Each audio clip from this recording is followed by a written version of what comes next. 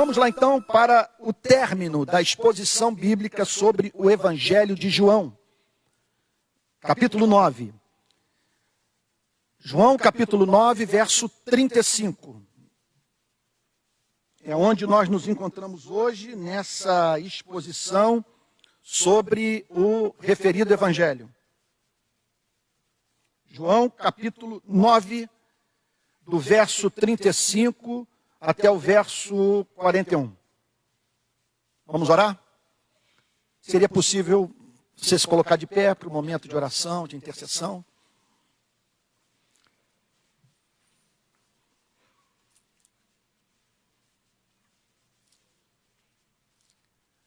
Pai Santo, nós agradecemos a Ti pelas manifestações da Tua graça na vida da nossa querida igreja. Queremos te dizer que, em meio a todas as lutas que enfrentamos, esse domingo está sendo muito especial para o nosso coração. Receber novos membros, ter a igreja lotada, tomar conhecimento da obra da Tua graça entre os adolescentes da nossa igreja, saber que estamos entre os pobres, plantando igreja numa área conflagrada. Nós louvamos o Teu nome, Senhor, porque Tu tens sustentado a nossa lâmpada. Tu não tens permitido que ela se apague. Ó Deus, nós rogamos a Ti que não nos falte aquela obra do Espírito mediante a qual os pecados da igreja são revelados e o Teu povo tem a oportunidade de se arrepender. É tudo que nós pedimos, porque certamente há imperfeições que persistem entre nós. E nessa manhã é nosso desejo expressar na Tua presença o anelo por ser uma igreja que revele a beleza do Teu caráter à cidade do Rio de Janeiro. Que o Senhor distribua dons. Que o Senhor use até mesmo os nossos talentos, aqueles mesmos que aplicamos no exercício das nossas atividades profissionais. Que o Senhor use os nossos corpos, os nossos recursos financeiros, Senhor. Ó Deus, que de todos os modos, a todo tempo, esta igreja glorifique o Teu santo nome. Pedimos nesta manhã perdão pelas nossas iniquidades, por todas as vezes em que resistimos à voz do Espírito Santo. Pedimos perdão quando boicotamos a nós mesmos, a não procurarmos a intimidade contigo, aquela comunhão doce, mediante a oração e a leitura das Sagradas Escrituras. Perdoa-nos por toda a negligência referente à utilização dos meios de graça. Pedimos perdão por aquilo que vimos, pedimos perdão pelos sentimentos que permitimos que ganhasse espaço no nosso espírito. Pedimos perdão pelas vezes em que pessoas tiveram contato conosco e não voltaram para as suas casas mais santificadas. Mas contigo está o perdão, Senhor. E por isso nós rogamos a Ti que o Teu Espírito testifique com o nosso espírito nesta manhã que somos Teus filhos. Que toda culpa, toda condenação, todo remorso fiquem neste local. E que saiamos daqui nos sentindo mais alvos do que a neve. Porque esta é a Tua promessa para aquele que se arrepende e confessa os seus pecados a este Deus, que é revelado na Sua palavra como Deus que se compadece das nossas fraquezas. Senhor querido, Tu sabes que aqueles que aqui se encontram estão vivenciando os mais diferentes tipos de dramas humanos. E por estes que estão especialmente sofrendo, nós queremos clamar. Queremos pedir pelos solitários, Senhor. Por aqueles que tiveram um lar desfeito ou que gostariam de ter construído um lar e não puderam. Senhor amado, em nome de Jesus, restitui na vida destes os anos que foram consumidos pelo gafanhoto. Que eles sintam o teu aconchego. Que eles também se sintam conectados ao teu povo. Amados, Senhor. E que todo sentimento de abandono conte com a aplicação das tuas promessas ao coração daquele que se sente só. Senhor amado, nós queremos pedir pelos enfermos e rogar a Ti que nesta noite, nesta manhã, para a glória do Senhor Jesus, o Senhor elimine as enfermidades físicas do Teu povo e de uma forma toda especial poupando aqueles que estão sentindo dores físicas, Senhor. Em nome de Jesus.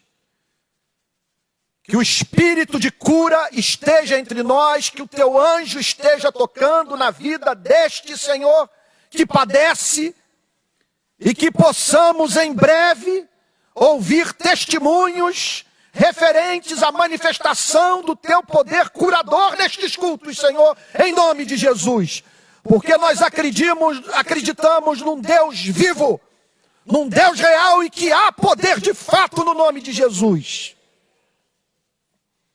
Senhor amado, nós pedimos também para que tu abras o entendimento da igreja para a compreensão das Sagradas Escrituras. E que esta igreja seja encontrada nas madrugadas buscando tua face. Senhor amado, que seja igreja faminta pela verdade. Igreja, Senhor, que se agarre ao anjo do Senhor e diga, não te deixarei ir enquanto tu não me abençoares. Nós pedimos, Senhor, também pelos desempregados. Abra portas de emprego, ajude o teu povo a trabalhar e trabalhar com alegria, Senhor. E dá graça para que toda dívida seja paga. E que teu povo também tenha domínio próprio para ajustar os gastos da família àquilo que ganha. De maneira, Senhor amado, que o teu povo não esteja exposto à agiotagem diabólica dos bancos do nosso país.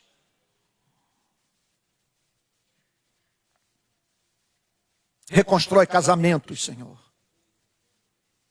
Converte o coração do marido à mulher, da mulher ao marido. Em nome de Jesus também, cuida dos nossos filhos. Nós não criamos filhos para maldição, Senhor. São teus. São fruto de oração. Clamamos pelas suas vidas, Senhor. E por isso nós pedimos que eles te sirvam. Que eles professem fé no Deus ao qual nós, pais, servimos. Que eles sejam libertos, Senhor, do feitiço deste século. Que eles saibam, Senhor, que embora a porta seja estreita e o caminho estreito, Senhor, é por este caminho que se encontra a vida, Senhor, e tudo aquilo que o espírito humano, Senhor, anela encontrar. E para muito além do que tudo quanto pedimos ou pensamos. Rogamos a Ti, Senhor, pela nossa cidade. Pedimos que este espírito de morte seja enfrentado pelo Teu exército angelical. Que os Teus anjos marchem pelas favelas do Rio de Janeiro. E, ó Deus, e que o Senhor queime a consciência desses assassinos, Senhor. Que o Senhor guarde os nossos policiais no seu entrar e no seu sair, Senhor. Que no final de um dia de trabalho, seus pais, seus cônjuges, possam recebê-los em casa com saúde, Senhor. Nós rogamos a Ti, Senhor, por um milagre na economia do nosso país. 13 milhões de desempregados, Senhor. Compadece, Senhor, desses homens e mulheres, desses pais, desses chefes de família, Senhor. Pedimos a Ti, Senhor, que Tu concedas graça à nossa nação para escolher nas próximas eleições os seus representantes, Senhor. Preserva a nossa democracia, a liberdade de expressão, Senhor, o direito ao voto. E que sejamos, Senhor, mais bem representados no nosso parlamento. Que o Senhor cuide dos nossos campos, que o Senhor fortaleça os braços dos nossos agricultores, Senhor. Que não falte o feijão e arroz da panela do povo brasileiro. Que o Senhor guarde o nosso país de tragédias naturais, Senhor. Em nome de Jesus. E que o Senhor preserve a humanidade de uma terceira guerra mundial. Senhor, põe o teu temor no coração dos dirigentes das grandes nações, das superpotências do planeta. E agora, Senhor, que tua palavra vai ser proclamada, nós rogamos a Ti que haja demonstração de espírito de poder. Senhor, que sintamos transcendência, que todos possam dizer, é evidente que Deus está neste templo, e que o seu Espírito está falando através da palavra. E se porventura entrou alguém aqui, Senhor, que ainda não se reconciliou contigo, não obteve o perdão de pecados, não sabe para onde vai depois da morte, Senhor, que esta manhã seja manhã de redenção, seja manhã de salvação, seja manhã de novo nascimento. É o que pedimos em nome de Jesus, com o perdão dos nossos pecados. Amém. Amém. A igreja pode ficar sentada.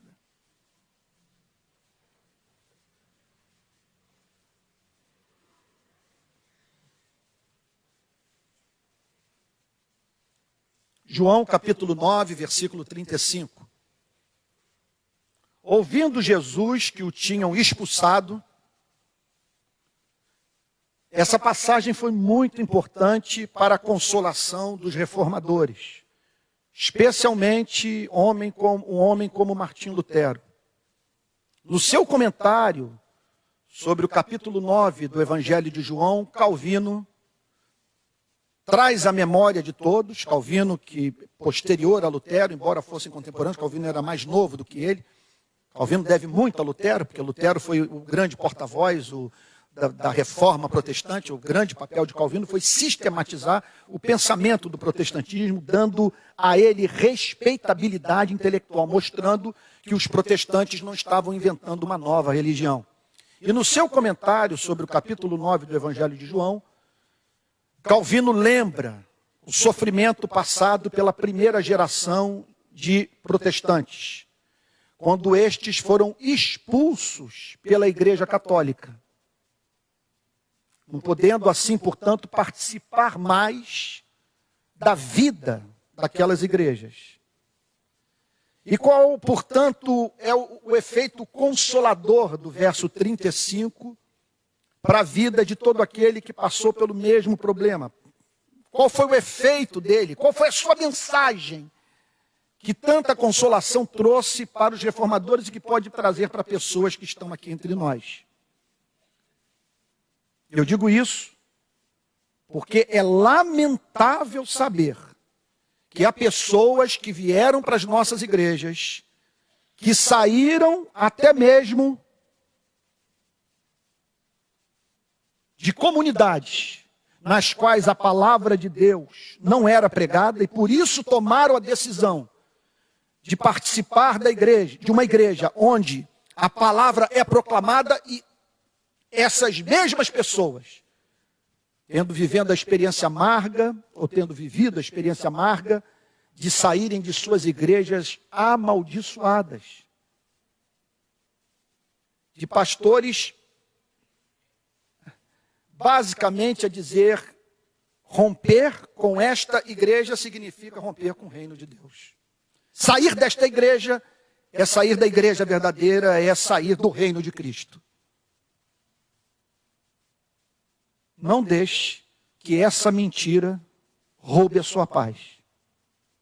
E isto porque muitas vezes ocorre, e esse certamente é o seu caso, de uma pessoa entrar no reino dos céus e ser expulsa da instituição religiosa. E justamente por ter se tornado mais próxima do seu Criador, mais parecida com Cristo, mais sujeita à verdade. Porque observem que este cego se converteu, se aproximou de Cristo, deu testemunho de Cristo, não se curvou perante a autoridade eclesiástica e foi expulso da sinagoga.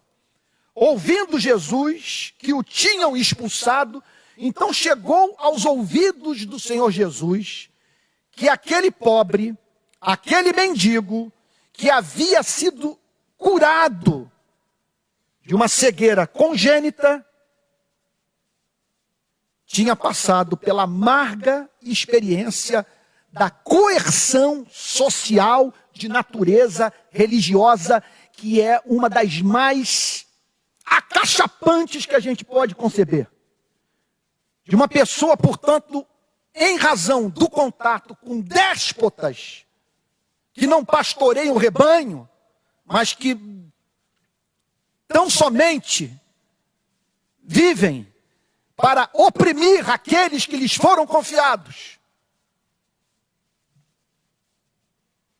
Destes, portanto, fazerem com que estas pessoas se sintam banidas da presença de Deus, banidas da comunhão com o seu Criador, e isto em razão do fato destas mesmas pessoas terem conhecido a verdade numa extensão que jamais não conheceram. E este homem, então, portanto, viveu esta experiência, ouvindo Jesus que o tinham expulsado, encontrando, lhe perguntou. O Senhor Jesus toma conhecimento do que havia ocorrido e sai ao seu encalço. O que significa a seguinte coisa: sempre que você estiver pagando um preço, do ponto de vista da sua relação com a instituição religiosa, elevado por conta do seu compromisso com a verdade, saiba que o Senhor o vê, que o Senhor o contempla, e que a religião pode fechar suas portas para você, mas você jamais será abandonado por aquele que honra a todos os que o honram. O texto declara, portanto, que ouvindo Jesus, que o tinham expulsado, encontrando, lhe perguntou: crês tu no Filho do Homem? Então o Senhor Jesus vai ao seu encalço, expulso pela religião, proibido de entrar na sinagoga, e contudo, amado de Deus, precioso para o seu Criador. E o texto, portanto, declara que Jesus vai mais uma vez ao seu encontro. No primeiro momento, Jesus o contempla na mendicância, sofrendo as consequências de uma limitação física severa. E no segundo momento, é da intenção do Senhor Jesus lhe dar visão espiritual, levando, portanto, a conhecer aquele que o curara. Fica aqui, portanto, nesse verso 35, uma lição para todo aquele que se sente simpatizante da chamada missão integral da igreja e que deixou de pregar o evangelho. Aqui está um homem curado. Aqui está um homem que teve a sua autonomia de vida restaurada pelo Senhor Jesus Cristo. Aqui está um homem que recebeu um benefício físico de Jesus Cristo. E que não o deixou só. Apenas, portanto, objeto de um amor que permitiu que ele vivesse na plenitude da imagem e semelhança de Deus que ele carregava, mas um amor que também o restaurou espiritualmente. Um amor que fez com que ele conhecesse o seu Salvador, o amasse, vivesse para o seu louvor, para a exaltação do seu santo do seu santo nome. Encontrando-lhe, lhe perguntou: crês tu no Filho do Homem? O que essa pergunta significa? À luz de todo o contexto e de tudo, consequentemente, que nós examinamos nas últimas semanas, o Senhor Jesus está chamando a atenção daquele cego, agora curado, restaurado, daquele mendigo, agora em condição de sair da mendicância em razão de um milagre operado por Deus na sua vida. Jesus, portanto, pergunta a ele se ele acreditava no Messias, e se por saber que o Messias, naqueles dias, estava presente e que havia se manifestado em sua vida, se ele sabia quem dentre aqueles tantos com os quais ele manteve contato no dia da sua cura, o havia tocado. Então observem só, a pergunta pressupõe alguns fatos. Número 1, que Deus havia prometido na sua palavra que enviaria o Messias, o seu único filho, alguém da descendência de Davi, para salvar o povo eleito de Deus. Número 2, aquele cego havia se certificado do fato, em razão da sua cura, que o Messias estava em Israel. Ele é profeta. Ele é o enviado de Deus. Ele fez o que nós não temos conhecimento que alguém tenha feito na história da humanidade. Ele curou um cego de nascença. E eu fui objeto deste amor. O Messias é uma promessa, o Messias está entre nós. E o Senhor Jesus, então, tão somente tensiona, nesse segundo momento, nesse encontro com o cego de nascença, ajudá-lo a conhecer aquele que o amara. Crês tu no Filho do Homem? Ao que o cego respondeu: quem é, Senhor, para que eu nele creia? Isso é uma declaração espetacular, linda. Isso aqui é a obra da graça preparando o coração humano para a recepção do Messias. O que ele está dizendo aqui é o seguinte: Senhor, eu não tenho a mínima dúvida que o Pai vai enviar o Messias. Isso é promessa do Antigo Testamento. Embora tenha passado parte da minha vida na escuridão, eu creio na promessa do Pai, que o Pai haverá de enviar o Messias. E desconfio que o Messias já está entre nós, e que ainda há pouco ele tocou nos meus olhos, e ele me curou. Mas quem ele é? Entre estes aqui que nos cercam, quem é esse que tocou nos meus olhos? Quem é este que tanto me amou? Quem é este que me curou e revelou o amor do Pai por mim? Quem é, Senhor, para que eu nele creia? Eu tenho para mim que na tradução revista e atualizada, quem traduziu para o português errou ao botar aqui Senhor com S maiúsculo. Porque ele não sabia que estava falando com aquele que o curara, com o Messias, com o Filho de Deus. Aqui é uma forma de tratamento respeitosa. Alguém o procura, se dirige a ele, e ele respeitosamente, portanto, responde uma pergunta que lhe havia sido feita, mas apresentando uma outra questão. Quem é, Senhor, para que eu nele creia? Então essa é uma pergunta que nós poderíamos chamar de pré-evangelística. É uma pergunta que pode anteceder perfeitamente a obra da graça de uma pessoa que está em processo de conversão. Quem é este a quem eu devo ouvir? Onde está a verdade?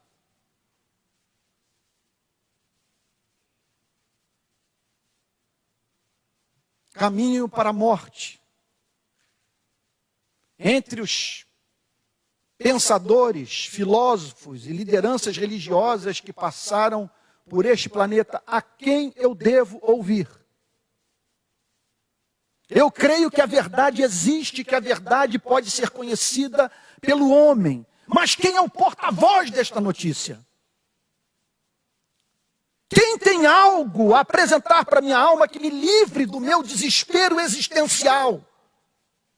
Quem pode limpar as minhas mãos sujas de sangue? Quem é, Senhor, para que eu nele creia? Então, observem o mistério da vida. Ele mantinha contato com Jesus, mas não reconhecera jamais Jesus. Então, Jesus havia se manifestado já na sua vida, mas ele não sabia quem era aquele que o amou, quem era aquele que o preservou sua vida, quem era aquele que o curou. Irmãos, não é fato que se nós voltarmos no nosso passado, nós nos depararemos com fatos da nossa vida que evidenciam que nós fomos sempre amados por alguém que nós não conhecíamos. Quando do ponto da conversão, nós olhamos para trás, vocês me permitam dizer, nós não somos levados a crer numa predestinação? Que nossa vida foi preservada, que aquele acidente não interrompeu a nossa vida nos impedindo de conhecer a Cristo, que aquela doença não abreviou o nosso tempo. Não é fato que quando nós olhamos para trás, nós vemos ele dirigindo nossa vida, nos levando para cidades, nos botando em contato com pessoas, dirigindo nossa vida profissional, de maneira que, ao reconstruirmos toda essa história, a fim de entendermos como que nós chegamos ao ponto de professar fé em Jesus Cristo, nós observamos claramente uma mão invisível, um complô cósmico, uma obra eterna de um ser que se afeiçoou ardentemente por nós. E o que a conversão faz é revelar aquele que nos amou antes que o conhecêssemos. Jesus o havia curado, mas ele não conhecia o seu Salvador. Ele só sabia que quem lhe tocara os olhos era profeta de Deus. Era o enviado do Altíssimo, que havia, portanto, operado de modo extraordinário, miraculoso em sua vida, e que fizera, portanto, com que seu coração fosse tomado da certeza de que o Pai havia enviado o profeta prometido por Moisés, que ele estava em Jerusalém naqueles dias, que ele havia tocado no seu corpo, mas ele não conseguia identificá-lo na multidão. E é interessante isso, ele conversar com Jesus e não identificar que Jesus era o Messias, era o Filho de Deus no primeiro momento. Olhem que mistério, meus irmãos, nós estamos aqui diante de uma narrativa que descortina para nós algumas das verdades doutrinárias mais profundas das Sagradas Escrituras. Ele está diante de Jesus, mas ele está vendo o quê? Está vendo um judeu. É a maior prova, portanto, que o que vai nos distinguir na multidão e fazer com que pessoas, através de nós, conheçam o Pai. Veja só, não é a espécie de roupa que nós usamos. Não é aquele comportamento excêntrico que faz com que pessoas olhem para nós e digam, ele só pode ser evangélico. Ele bate o olho em Jesus e não consegue identificar nada de expressão em Jesus. Ele vê Jesus como estava vendo qualquer outro judeu, morador da cidade de Jerusalém, ou peregrino que porventura ali estivesse. Quem é, Senhor, para que eu nele creia? E aí o Senhor Jesus vira-se para ele e diz, já o tens visto, é o que fala contigo. Aqui a conversão é consumada. É esse o milagre que, se você não é crente ainda, tem que pedir que a graça divina opere em sua vida. Porque você lê a Bíblia, você tem contato com os fatos das Sagradas Escrituras. Você está familiarizado, e essa é a experiência de muitos, com a mensagem de Cristo, com a pessoa de Cristo, com a história de Cristo. Mas sem ainda ter experimentado esse toque do Espírito Santo no coração. E ele ocorre quando a mensagem das Sagradas Escrituras, o Evangelho, é personalizado. Quando há uma comunicação pessoal. Quando Deus se dirige a você como se só você existisse. só você existisse. Algo impressionante, sendo que às vezes isso pode se voltar contra o pregador. Nosso irmão Eric, que está plantando a igreja no Jacarezinho, viveu essa experiência recentemente. Entrou uma pessoa que parece envolvida com um crime, e o Eric, portanto, a viu ali presente, pregou a palavra de Deus, e ao término da pregação foi procurado por este rapaz, dizendo o seguinte: você não poderia ter feito isto comigo neste culto, expor minha vida diante de todos, sem que ele tivesse o mínimo acesso à vida desse homem. Esse é o chamado fenômeno da profecia.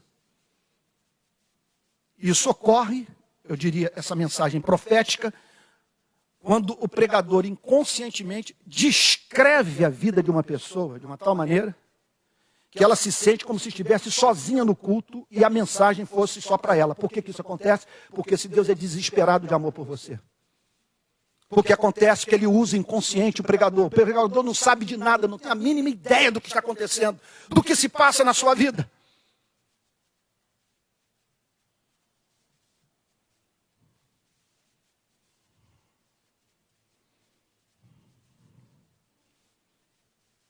Foi o que aconteceu comigo esses dias lá no batalhão. Perdoe-me por mais uma vez mencionar o nosso trabalho missionário lá no batalhão, lá no BOP. Esses dias eu vivi uma experiência inusitada. Eu cheguei lá e eles pediram para que eu entrasse na viatura. Falei, meu Deus, o que um defensor dos direitos humanos vai fazer dentro dessa viatura? Ninguém vai entender nada. Nós temos uma missão para o senhor. Aí eu entrei na viatura com uns 10 policiais, todos armados e tal, vestidos, e eles me levaram para o Hospital São Lucas.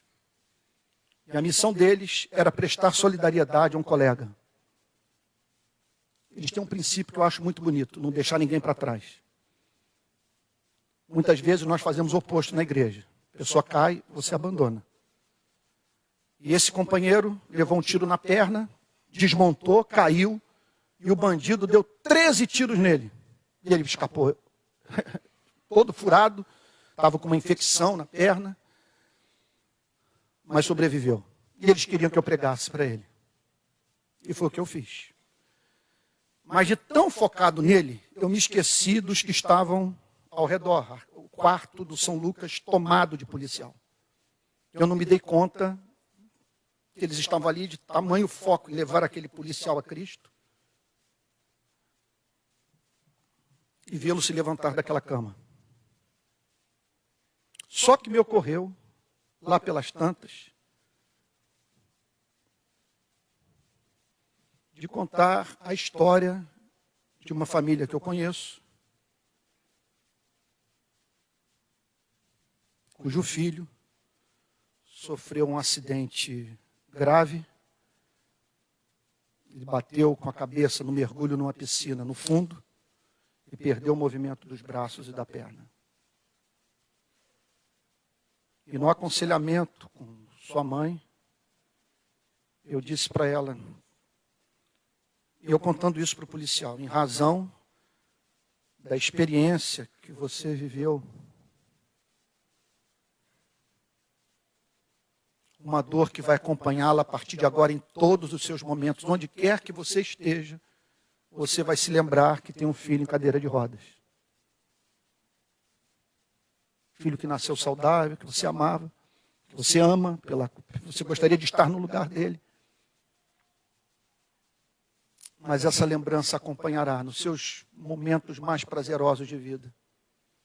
Por isso eu só tenho uma coisa a lhe dizer. Aproxime-se do seu Salvador.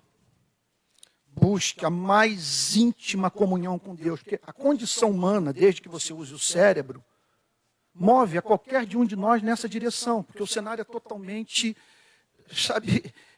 desencorajador. Esse mundo não foi feito para a nossa felicidade. Nós fomos feitos para um outro mundo. Mas às vezes a vida torna essa percepção mais aguda. Tudo se torna muito mais claro. O que me levou a dizer para ela, busque a comunhão com o Espírito Santo, a intimidade com Deus, porque só isso para enxugar as suas lágrimas. e para possibilitar, minha irmã querida, que você elabore essa dor na presença de Deus. Que é aquele tipo de dor que, quando vista pela luz do Espírito Santo, nos permite dizer: nem ele pecou, nem os seus pais, mas foi para que se manifestem nele as obras de Deus.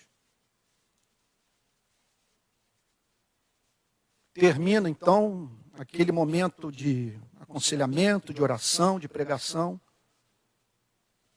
e percebo os policiais muito movidos pelo que havia sido dito. E eles me disseram: pastor, o senhor não tem ideia o que a sua pregação representou para um dos nossos companheiros que estava naquele quarto naquele dia. Ele recentemente perdeu um filho. Um bebedouro caiu sobre ele na escola e ele está devastado, pastor. E aquela mensagem foi tudo o que ele precisava ouvir. Saber que a graça na dor, que Deus é soberano, que Deus reina, e que o nosso amor, nossa preocupação com a justiça não são maiores do que o amor e a preocupação com a justiça presentes no coração daquele que nos deu a capacidade de julgar por ter nos criado a sua imagem e semelhança. E toda conversão, portanto, resulta dessa obra do Espírito Santo, mediante a qual nós percebemos Jesus falando pessoalmente a nós. Não é mais uma teologia, não é mais uma abstração. É Jesus dizendo para você e para mim: já o tens visto, é o que fala contigo. Interessante que ele continuou diante de um judeu de 33 anos, carpinteiro. Ele continuou vendo uma pessoa que era uma figura típica, muito parecida com qualquer outro cidadão da Palestina daquele tempo. Mas o que o milagre da graça faz? O milagre da graça faz que você observe excelência no que é considerado comum pelos homens. É isso que me incendeia quando eu prego, vocês me permitem falar. É a excelência de Cristo. Essa revelação do Espírito que mostra que Jesus Cristo é a rosa de Saron, é a estrela da manhã, é o lírio dos vales, que não há outro igual a ele, que ninguém jamais falou como esse homem, que suas palavras são palavras de vida eterna, que enxugam lágrimas, que fortalecem o coração, que nos faz viver e até mesmo encarar a morte. Já o tens visto, é o que fala contigo. Então afirmou ele: creio, Senhor. Veja só, não é creio no Messias. Creio que o Messias é este que está diante dos meus olhos. Eu creio que o Messias é este que me curou. Eu creio que o Messias é este que me viu primeiro, antes que eu pudesse contemplar a sua face. Este é o Messias que parou numa rua e olhou para o mendigo. Este é o Messias que não banalizou minha vida, que não ignorou o pobre, que viu no miserável ali a presença de um eleito de Deus. Eu creio, Senhor, aqui sim com S maiúsculo. S maiúsculo por quê? Porque aqui já não era um tratamento respeitoso que deve ser dispensado a qualquer ser humano. Aqui ele está como Tomé, diante do Filho de Deus. Creio, Senhor. E o adorou no grego e curvou os seus joelhos. E se prostrou. E prestou a ele o culto que lhe é devido. E aqui a obra é consumada. E observa-se, portanto, nessa passagem, toda a teologia do apóstolo Paulo revelada no capítulo 8 da carta aos Romanos. Aqui você tem a doutrina da eleição, aqui você tem a doutrina da regeneração, a doutrina da chamada eficaz, a doutrina da adoção, a doutrina da justificação, a doutrina da iluminação, estão todas nessa história. E por que eu digo isso? Primeiro, você se depara com um cego, um homem que não podia ver, literalmente nas trevas. E essa é a sua e a minha condição. Ninguém se converte se os olhos não forem abertos pelo Espírito Santo. Não há livre-arbítrio nesse ponto. É a graça de Deus operando, nos livrando da escuridão mental, espiritual e intelectual.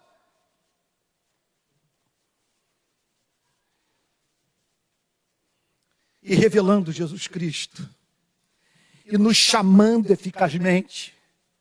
E abrindo os nossos olhos para que contemplemos a beleza do Pai na pessoa do Filho. Já o tens visto, é o que fala contigo. Então afirmou ele, creio, Senhor, e o adorou. O grande sinal que o avivamento chegou na vida de uma igreja é o amor por Jesus Cristo. Em todos os grandes avivamentos da história da igreja, a tônica foi, observa-se isso em qualquer período da história do cristianismo, hinos de louvor a Jesus Cristo. Jesus Cristo passa a ser amado. Então afirmou ele, eu creio, Senhor, e o adorou. E por que o adorou? Porque estava diante daquele que o amou. Estava diante daquele que havia recobrado sua vista. Estava diante daquele que não estava apenas, que se revelou como não apenas preocupado com sua saúde física, mas com sua saúde espiritual. Com aquele que o amou integralmente. Prosseguiu Jesus. Eu vim a este mundo para juízo.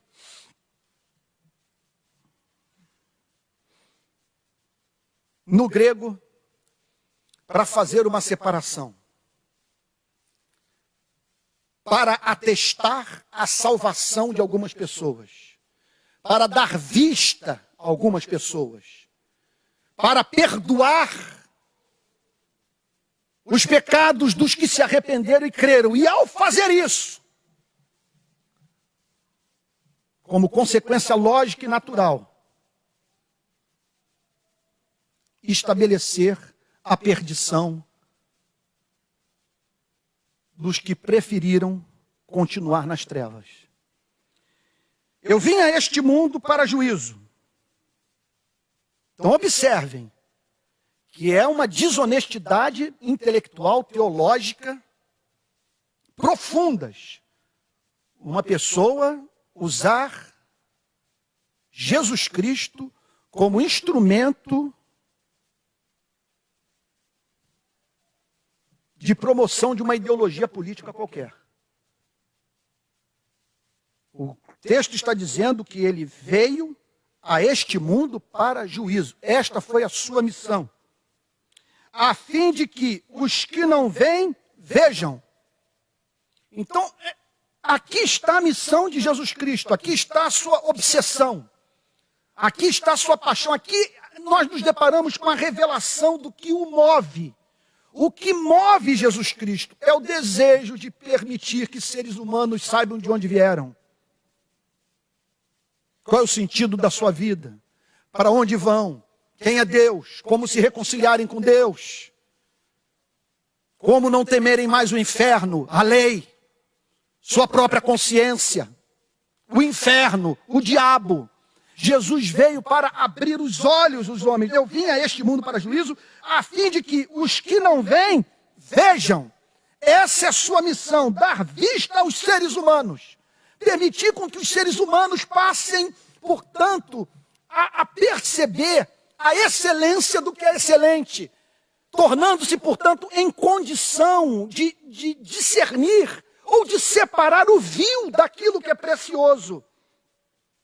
Eu vim a este mundo para juízo a fim de que os que não veem vejam, a fim de que aqueles que confundem Deus com o diabo saibam que o Criador único dos céus e da terra é um Deus de benevolência infinita e que é capaz de amar os que não são dignos do seu amor.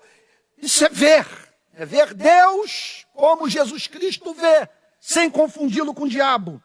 Eu vim a este mundo para juízo a fim de que os que não veem vejam e os que veem se tornem cegos.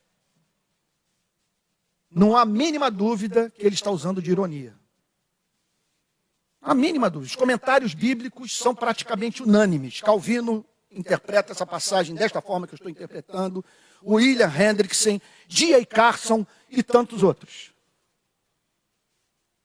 Ele está usando de ironia. Ele está falando para religiosos, satisfeitos consigo mesmos, cheios de justiça própria, que julgavam que pelo fato de frequentarem templo e sinagoga e de serem descendentes de sangue de Abraão, estavam salvos. Eu vim a este mundo a fim de que os que não vêm vejam e os que vêm se tornem cegos. Eles dizem que vêm. Eles declaram que enxergam tudo, que tem vida intelectual perfeita, mas a minha vinda tornará o estado deles pior do que o que já é. Eu posso dar um exemplo tirado lá de Niterói, da Fortaleza de Santa Cruz.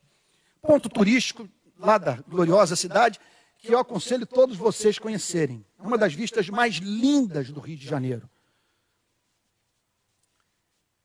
E uma coisa que chama atenção logo para quem entra na Fortaleza de Santa Cruz, fica na boca da Baía de Guanabara, é um local onde eles colocavam os prisioneiros. Você só consegue ficar lá dentro daquela prisão encurvado. Não consegue se colocar de pé dentro daquela caverna. Aliás, eu abro um parênteses aqui para dizer o seguinte: se não fosse a bênção da morte, nós, seres humanos, teríamos em nossas mãos o poder de prescrever o inferno para o próximo.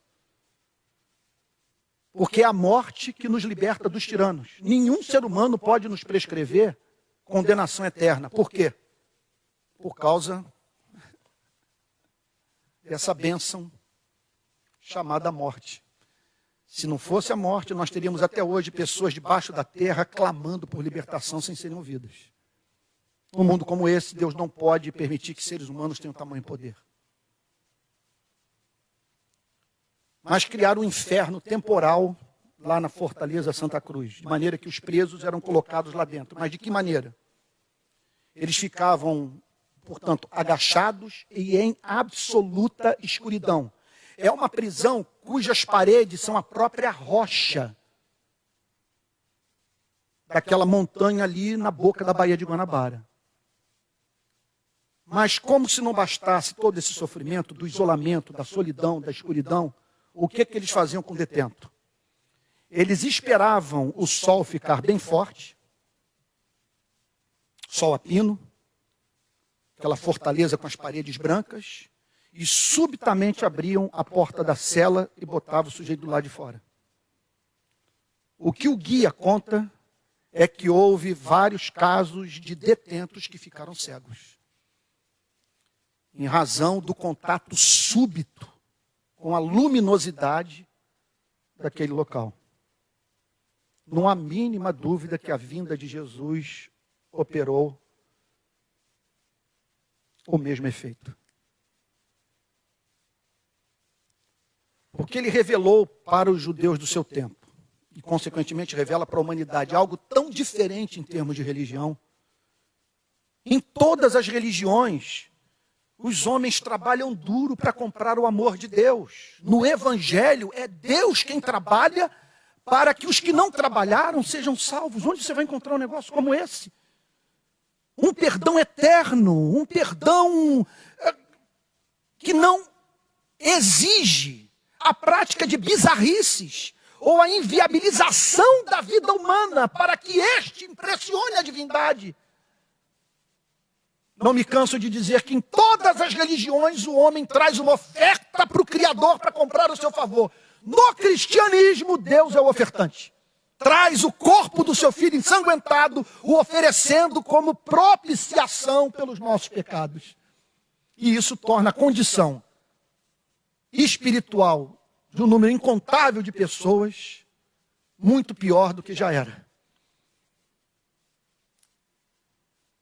Essa luz as revolta, faz com que elas se sintam indignadas com Deus tão condescendente.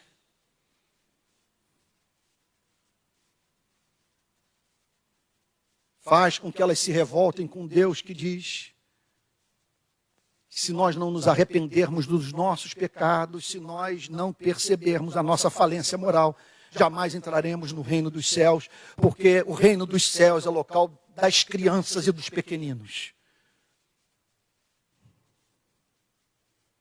Então eu vim a este mundo para juízo, a fim de que os que não vêm vejam e os que vêm se tornem cegos.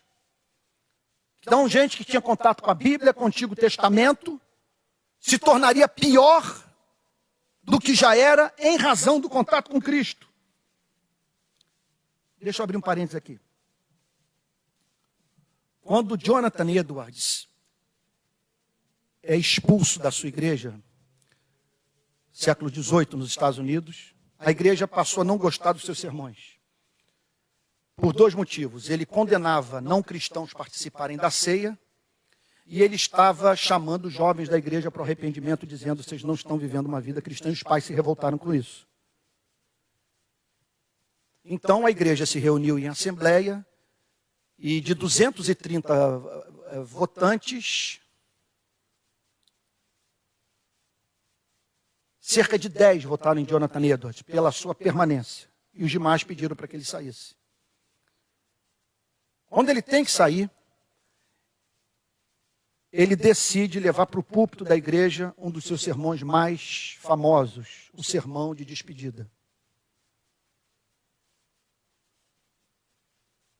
E a maior preocupação que ele expressa no sermão era do Espírito Santo se apartar dos Estados Unidos, a começar pela igreja congregacional de Northampton, onde ele era pastor.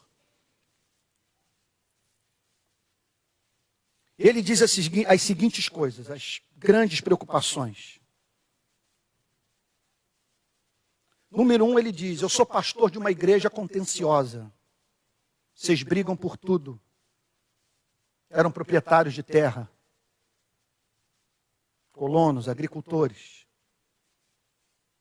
Vocês são contenciosos. Essa é uma igreja dada à contenda. E o Espírito Santo não habita no meio de pessoas contenciosas. E ele cita mais uma preocupação. Eu temo que vocês rompam com a fé reformada. Que o arminianismo entre nos Estados Unidos. E se nós perdermos de vista essas grandes verdades que nos foram comunicadas pelos calvinistas, o Espírito Santo vai se apartar por nós estarmos suprimindo a luz. Então ele temia. Esse era o desespero daqueles homens. Eles chamavam isso de endurecimento judicial. O que é o endurecimento judicial? É o Espírito Santo se apartar de uma igreja e puni-la, deixando seus membros entregues a si mesmos.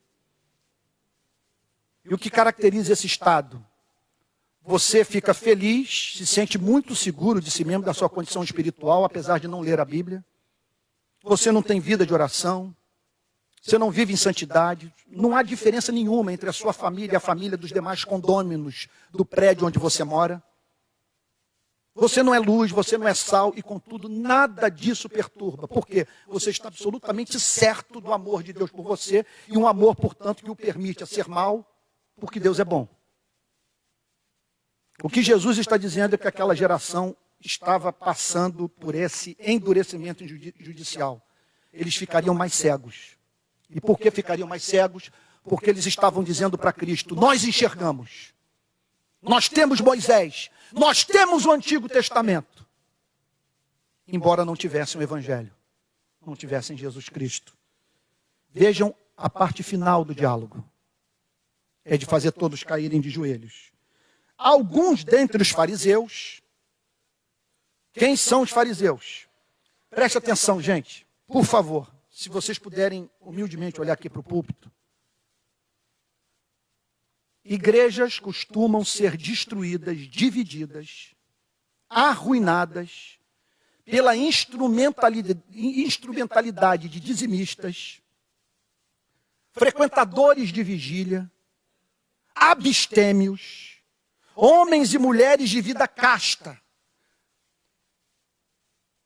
Não espere que aqueles que vivem uma vida considerada por você do ponto de vista moral devassa, que esses é que vão causar ruína na causa de Deus. Em geral, o inferno usa os fariseus, que jejuavam 2 vezes por semana. davam o dízimo do endro, da hortelã e do cominho. Guardavam todas as festas judaicas, frequentavam assiduamente o templo e a sinagoga e, contudo, eram perversos. E são estes que, diante de pregações tão ofensivas para o homem natural, como nós encontramos no ministério de Cristo, que se revoltam contra a pregação. E dizendo, não é possível que nós saímos de casa para ser fustigados por este pregador. Porque olha o que eles dizem. Alguns dentre os fariseus que estavam perto dele, portanto, o Senhor Jesus readmitiu aquele homem publicamente. É impressionante isso, a religião, através dos seus representantes, o pastor e o padre juntos dizendo, você está expulso da igreja. E o Senhor Jesus dizendo, mas isso foi fundamental para que você fosse acolhido no reino dos céus. Alguns dentre os fariseus que estavam perto dele perguntaram-lhe, acaso também nós somos cegos?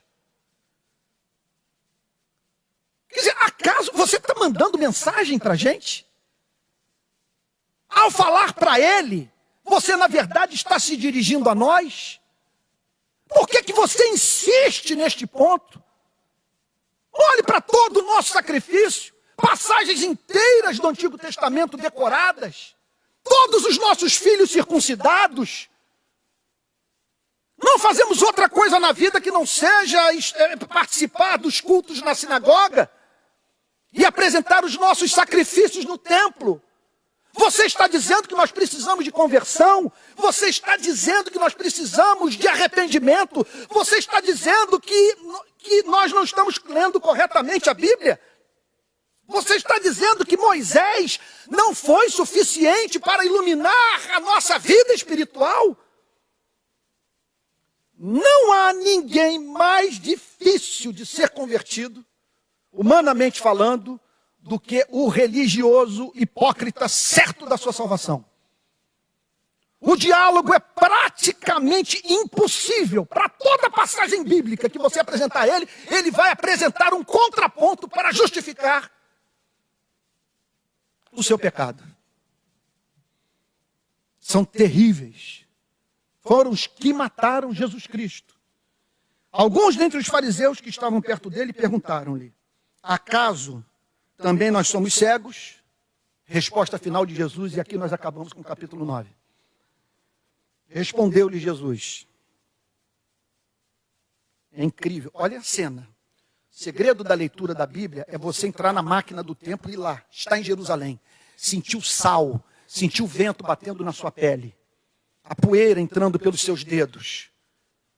Usar a imaginação e imaginar os fariseus de pé e o cego de joelhos.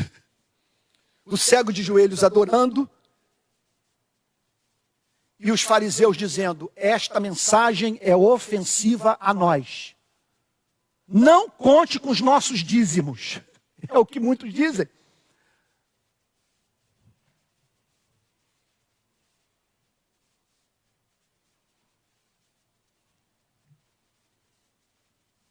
Isso é um câncer. De pessoas mandarem mensagem velada para o púlpito. Richard Lovelace, no seu livro Dinâmicas da Vida Espiritual, apresenta 2 causas para o declínio da igreja nos Estados Unidos. Número 1, pastores passarem a maior parte do tempo entretendo os bodes em vez de alimentar as ovelhas. Número 2, os membros da igreja pagando os pastores para que os pastores livrem a igreja do contato com o Deus real. Não pregue sobre o Deus real. E mandando mensagens veladas. Isso faz parte da história do cristianismo. Aqui estão eles dizendo. Por acaso você está dizendo que nós somos cegos? Como é que você ousa? Você vem lá do norte. Quem é você? Insultar os teólogos, nós que somos responsáveis pela instrução espiritual de Israel. E aí a resposta final de Jesus. Se fosseis cegos, não terias pecado algum. Se vocês dissessem, nós não estamos enxergando bem, nós precisamos de salvação, Nós somos religiosos, mas tememos que estejamos perdidos.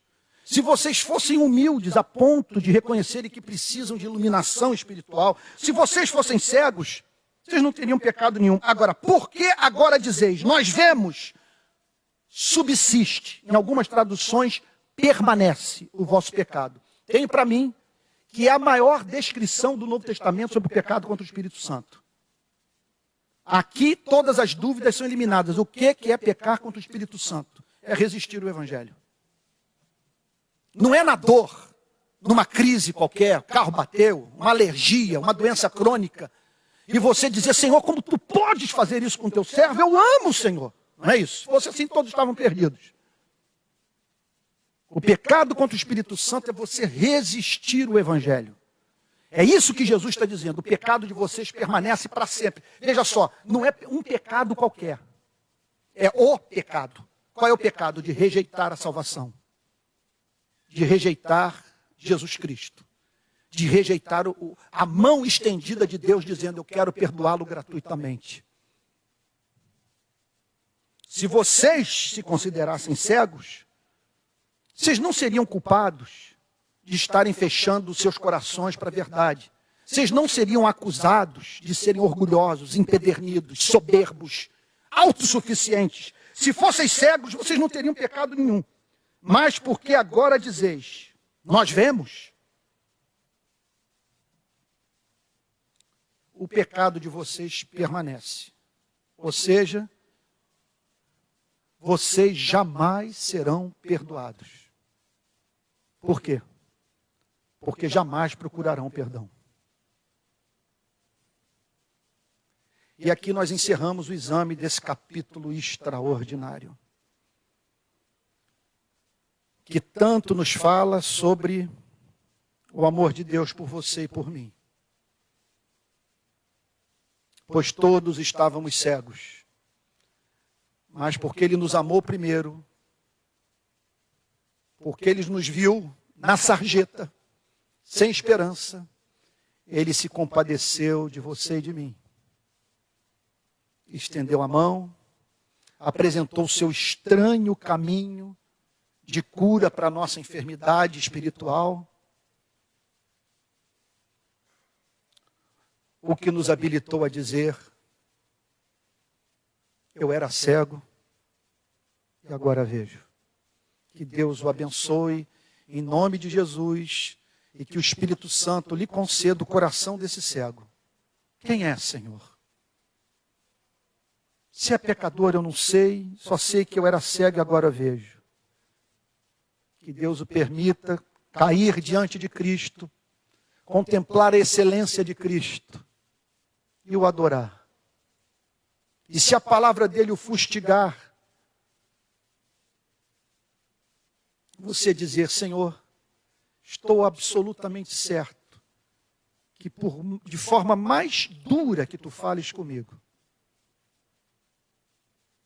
tu não tensionas outra coisa que não seja me salvar. Por isso eu acolho a tua verdade. Reconheço minha limitação espiritual e clamo para que tu abras os meus olhos e me permita contemplar a beleza do Evangelho. Acima de tudo, a tua formosura. Que Deus abençoe a todos em nome de Jesus nessa manhã. Vamos nos colocar de pé e orar.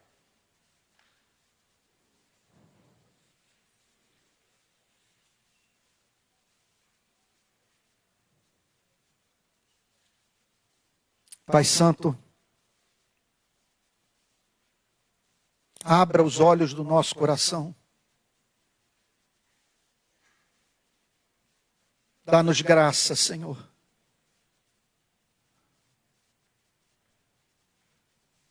Para ver a Cristo com os nossos próprios olhos. Nós não queremos permanecer no ponto em que aquele cego se encontrou antes do segundo encontro com Cristo. Nós clamamos pela segunda bênção, Senhor. Nós não queremos apenas a restauração da saúde, do casamento. Não queremos apenas o pagamento de dívidas, Senhor. Não queremos apenas, Senhor, a casa própria. Senhor amado, nós não queremos apenas aquilo que nós podemos obter de outros modos, Senhor. Pedimos pelo milagre que só Tu podes operar. Mas, ó Deus amado, rogamos a Ti também, Senhor, que Tu, pela Tua graça maravilhosa, permita que contemplemos o Senhor Jesus Cristo na beleza da Sua santidade e, como este cego, que estejamos aos pés do nosso Salvador, o glorificando pela revelação do Seu amor em nossas vidas, por este amor que nos viu mortos nos nossos delitos e pecados e que se compadeceu de nós e abriu os nossos olhos e que revelou o nosso Salvador ao nosso coração, de maneira que hoje nós podemos dizer: eu era cego e agora vejo. Provei do poder salvador deste evangelho no meu coração. E a Ele eu quero amar e servir.